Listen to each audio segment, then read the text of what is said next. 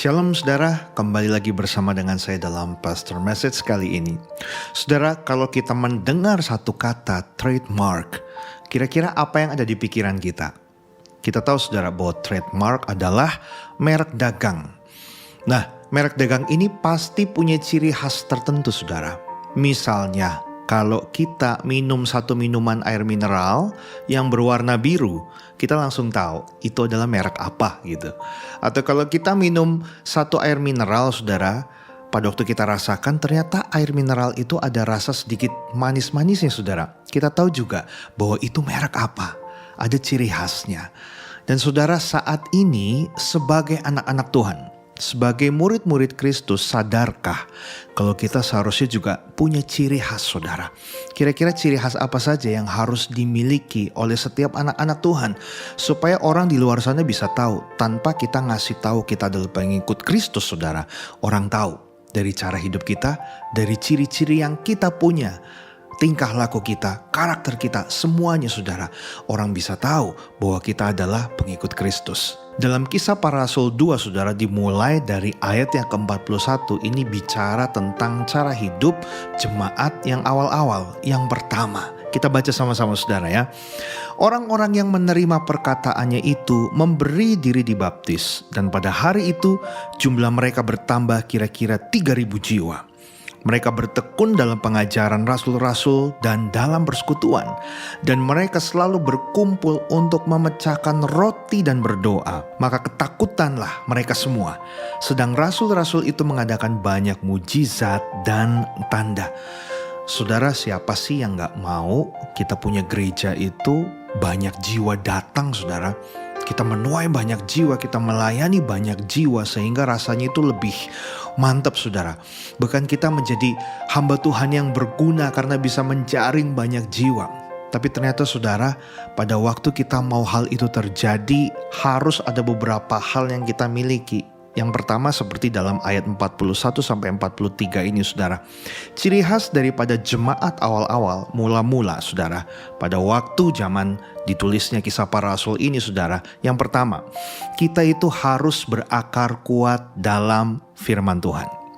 Berakar kuat dalam firman Tuhan itu bukan ngerti teori firman Tuhan.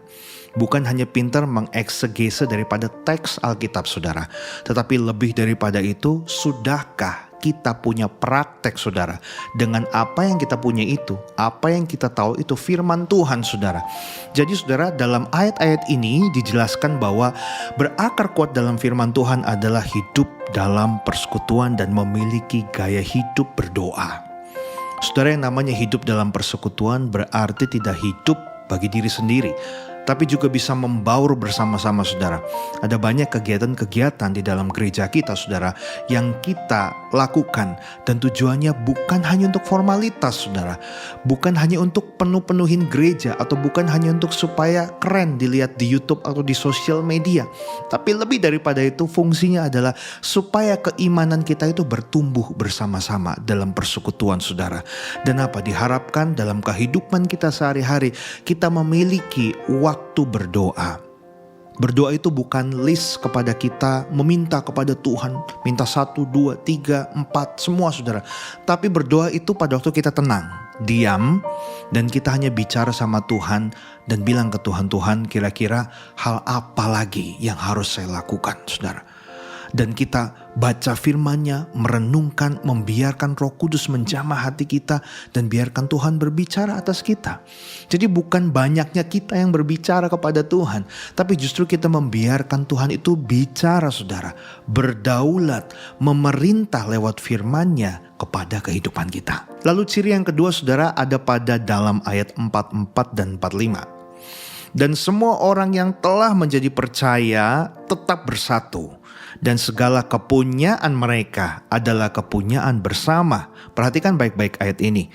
Dan selalu ada dari mereka yang menjual harta miliknya, lalu membagi-bagikannya kepada semua orang sesuai dengan keperluan masing-masing. Ciri khas yang kedua saudara, sebagai anak Tuhan, selain kita harus berakar kuat dalam firman-Nya saudara, kita harus memiliki kepedulian terhadap sesama kita. Saudara, memiliki kepedulian terhadap sesama itu bukan bicara tentang hal-hal yang kecil saja, saudara. Misalnya, saya sudah tanya ini, orang-orang atau teman-teman rekan saya sudah WhatsAppin apa kabar, tanyain kabarnya. Gak cuma sebatas itu, saudara.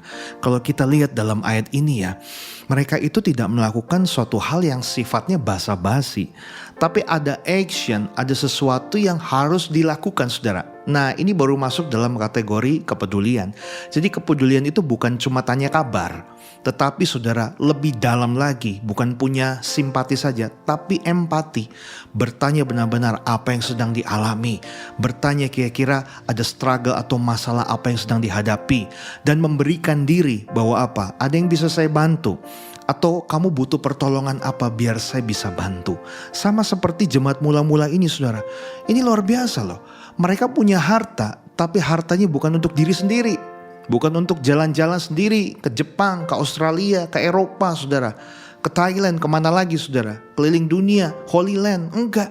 Tapi apa yang mereka punya, saudara, mereka jual loh. Habis itu mereka bagikan kepada orang-orang yang membutuhkan. Nah, sekarang kita lihat di sekitar kita, saudara. Jangan kita menutup mata. Ada banyak orang-orang di sekitar kita, gak usah jauh-jauh sampai ke ujung bumi, saudara. Sekitar kita aja.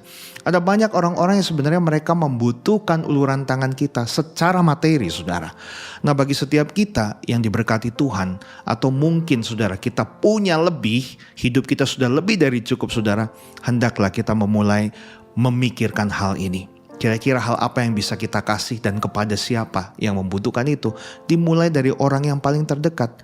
Dari saudara-saudara seiman, saudara. Dan baru masuk dalam kategori ini. Bahwa kita adalah umat Tuhan yang peduli terhadap sesama. Tidak cuma sekedar ngomong, tidak cuma sekedar tanya kabar, saudara. Tapi ada action yang kita lakukan. Dan yang terakhir, yang ketiga, saudara. Di ayat yang ke-46 dan 47. Dengan bertekun dan dengan sehati mereka berkumpul tiap-tiap hari dalam bait Allah. Mereka memecahkan roti di rumah masing-masing secara bergilir dan makan bersama-sama dengan gembira dan dengan tulus hati. Ini dilakukan bersama-sama loh, saudara. Sambil memuji Allah. Dan mereka disukai semua orang.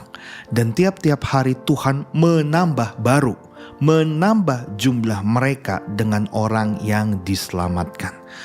Ciri terakhir daripada anak Tuhan, daripada murid Kristus, saudara. Hidup kita itu harus disukai oleh banyak orang, saudara. Mungkin gak 100% orang akan suka sama kita. Karena ada aja, saudara, orang yang sirik sama kita. Ada aja orang yang mau mencelakakan kita. Ada aja orang yang gak senang dengan karya kita, dengan talenta kita, dengan keahlian kita, saudara. Mungkin hidup kita lebih baik dari mereka.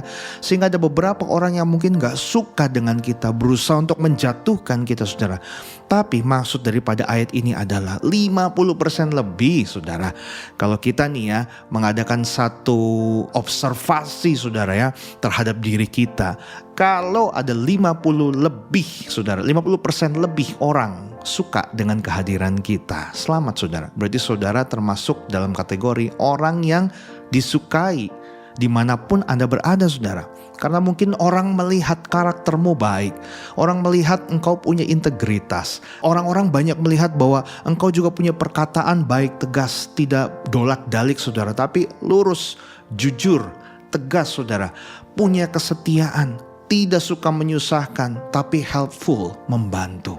Nah, saudara, biarlah setiap kita punya semua hal ini. Dan barulah firman Tuhan berkata bahwa dengan kita melakukan semua hal itu, maka Tuhan menambahkan jiwa-jiwa, saudara, makin banyak, makin banyak.